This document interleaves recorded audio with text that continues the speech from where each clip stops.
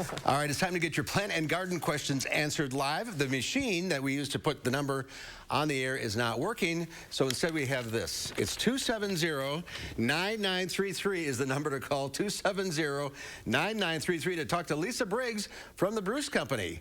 Hi, Lisa, how are you? Lisa. I'm good. How are you guys? I love your tree. 2,100 lights. Well, I guess if you do that for a living, you should. Yeah, I can get a lot of lights on a tree now. All right, 270-9933. We do actually have a call come through. Bob from Pittsburgh. Hi, Bob. What's your question? Bob from Pittsburgh, you there? Hello. Yes, I am. Can you hear me? Yep, I can hear you now. Go ahead. Yes. I'm in Madison, Wisconsin, and I'd like to plant a peach tree here in Madison, and they have a Madison peach that's supposed to grow up here. Are they viable? Do I have to plant two of them, or how's that work? So there are some varieties of peaches that are hardy to this area.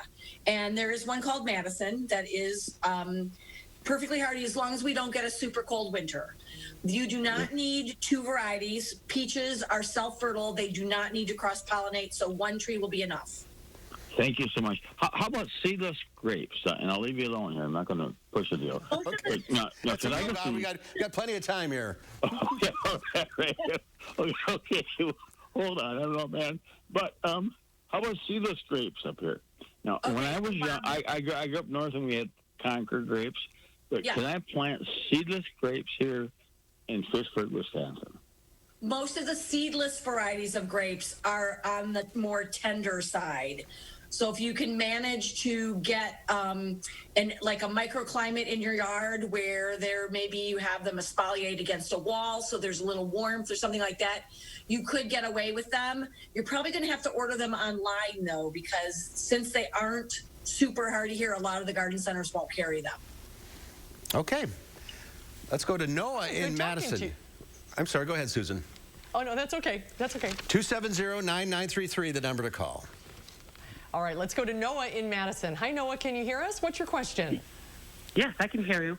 I have a green plant that I got from my mother-in-law's funeral, and I've had it for a year now, and I'm just wondering when would be a good time to transplant it. Okay, so this is not a good time to transplant houseplants. At this time of year, with the days getting shorter and your houses are colder and plants really go a little dormant, you want to wait until spring. So unless it's super necessary, what you want to do is hold off until, I would say, like the beginning of March would be a good time to transplant it. If you just got it a year ago and it was a funeral present that somebody had sent, it's unlikely that it's so pot-bound that you're going to need to do it in a hurry. So I would hold off until the spring when the days are getting longer. All right, let's go to Sheila now in Madison. Hi, Sheila. What's your question? Hi. I was given a poinsettia, and it was very wet, but I could tell that it had been too dry in the store. So I just left it alone. And all the leaves have fallen off now. And I don't know if I can revive it or not. Do you think I can? Well, you could certainly try. What poinsettias really like is a lot of sun, warm temperatures, and they do like to dry out between waterings.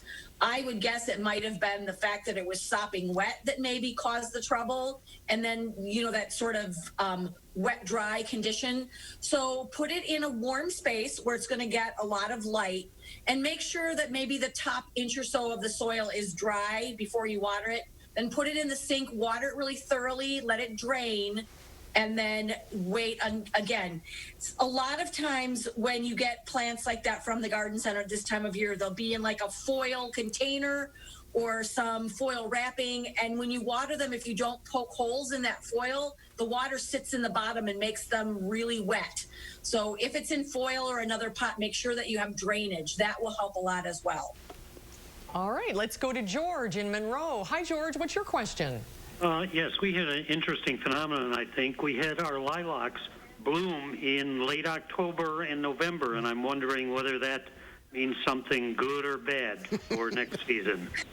It doesn't mean anything good or bad. I think what happens, we have that really super cold snap, at the end of September, and then we had really warm, like a long period of warm weather. And I think it was just enough chill to activate the flower buds that were set soon after your lilac finished flowering in May and June. So you probably will not get as many flowers as you do normally, because some of them have already flowered and there's not time for it to form new flower buds. But just when, just treat it normally. If you need to prune it, wait until after lilac blooming season is over. So maybe middle June or end of June. But for the long-term health of the plant, it will be fine.